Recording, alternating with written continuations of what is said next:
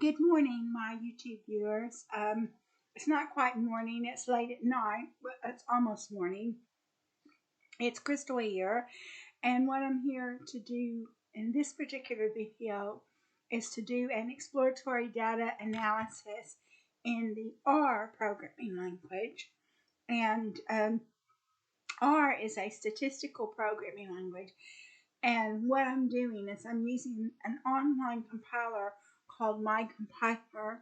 And the reason why is because on the Microsoft Store, there is not any R compiler in the Microsoft Store.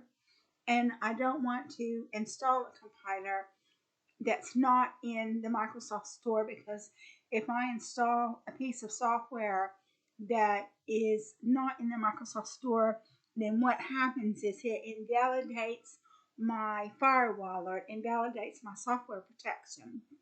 And since, I'm just all on my own here, I don't want to do anything that is going to cause my computer to malfunction, because that's all I've got. It's just my little computer. I'm just here all on my own, my little old lonesome, and I don't want my computer to go faulty because I installed a software package that was not in Microsoft Store, and it caused me to lose my protection, which opened my computer up to viruses. So what I'm doing is I'm using an online compiler called MyCompiler. And another thing is I'm also on the Vodafone network, and I pay to get a protection on website on the Vodafone network. So I do get a certain amount of protection just being with Vodafone, or I hope I do anyway.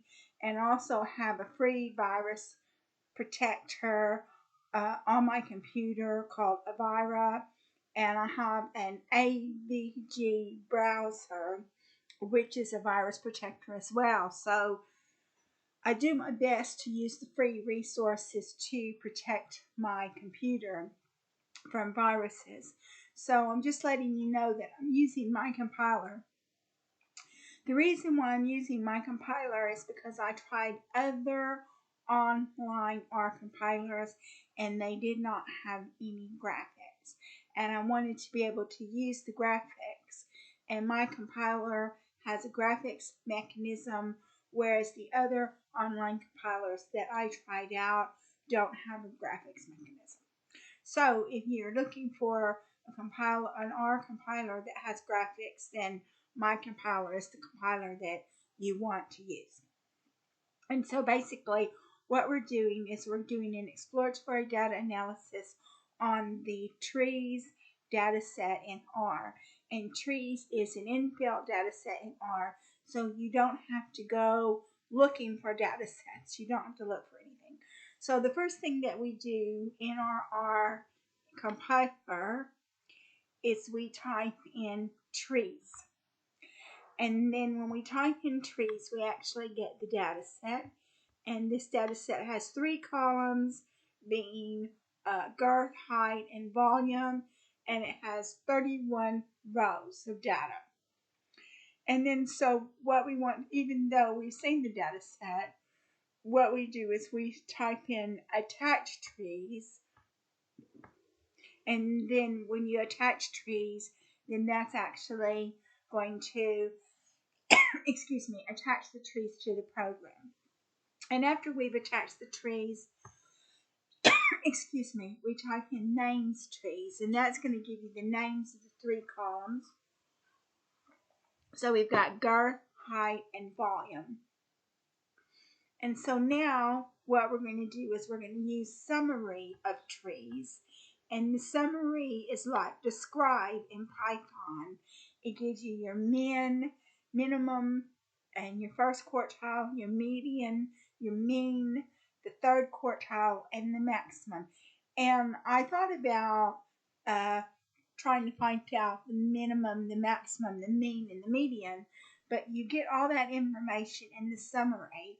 And so I thought, well, I would just be duplicating my effort if I tried to do min, median, mean, and maximum when all that information is in the summary.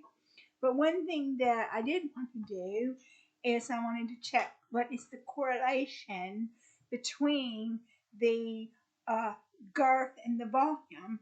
And so I type in the function core and then trees $girth, comma, trees $volume, and that gives you a correlation of 0.96.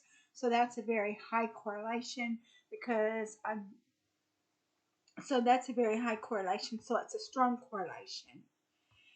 And then what we want to do is we want to do a histogram of the girth. So this is the histogram of the girth. And you can see that you've got one outlier, and most of the values are between 8 and 18, with that one outlier over there in 22. And we come back here to our girth, height, and volume. And so I don't know if it's in inches or meters. I'm going to assume that it's in inches, but we're not sure exactly. And then there's another thing that you can type in, and when we get to the end of this exploratory data analysis, I will type it in, and then maybe we can find some more things out. So next thing we want to do is I wanted to check the height.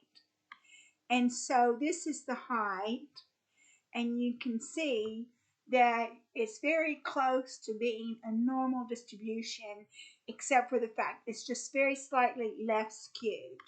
But there's your height. Now what we want to do is we want to check volume. So again, we've got volume and it's right skewed. And now we're going to plot the girth and the height as a scatter plot.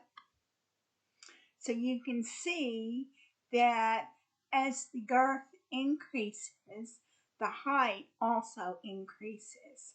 So that's just showing you that, yeah, as the girth increases, the height increases. And now what we're going to do is you've got pair, so you can check other areas. And so you've got girth, height, and volume.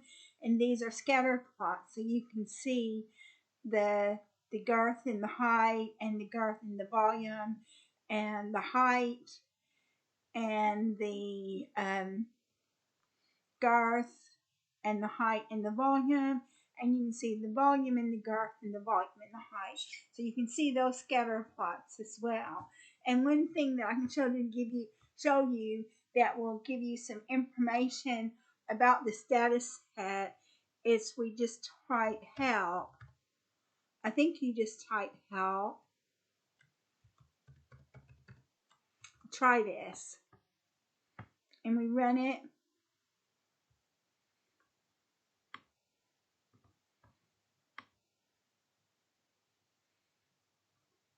Okay, so this data set provides measurements of the diameter, height, and volume of timber in 31 felled black cherry trees. Note that the diameter in inches is erroneously labeled girth in the data. It is measured at 4'6" in above the ground. So the metrics are actually in inches. I thought they might be in inches, but I couldn't be sure. But this sort of like confirms that it's in inches. The girth is in inches, the height is in feet, and the volume is in feet. So that gives you some more information about this particular data set. So that's it. That's it for our exploratory data analysis on this very small data set called trees, but it's nice beginner exploratory data analysis in R.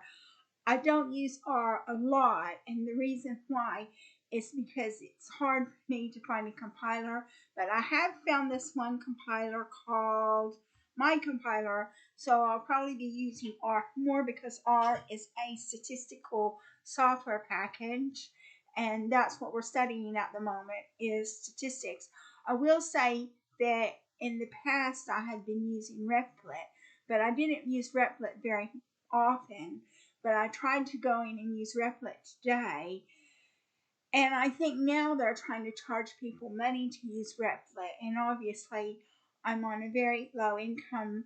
I cannot afford to be paying for software packages, and so I try to use free software packages whenever I can. And so as long as my compiler is free, I will be using my compiler.